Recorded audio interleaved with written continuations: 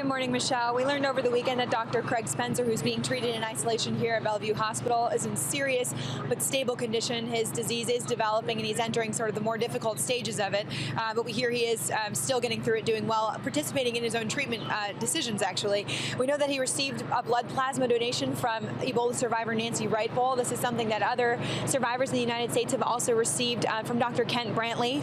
We know he also has received an experimental antiviral that was administered within hours of his admission.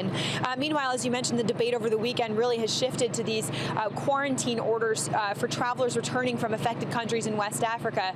And it seems as if the governors of New York and New Jersey, particularly of New York, are potentially loosening restrictions that they put into place on Friday under pressure from public health experts and people on the federal level, now saying that folks can be quarantined in their home if they're not showing symptoms. The governor of New Jersey in their office is now saying that was their policy all along. However, Casey Hickox, a nurse who was treating patients in Sierra Leone, was taken at Newark Airport to a hospital and is still in quarantine there, has hired lawyers, potentially planning to sue for infringement of her civil liberties.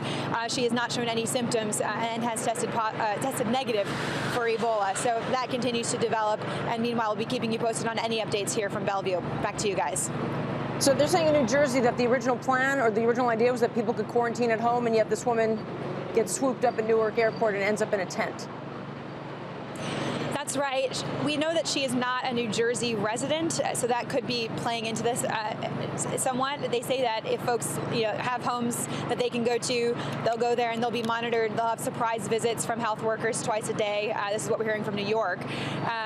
But that's right. She is still at this New Jersey hospital right now in a tent.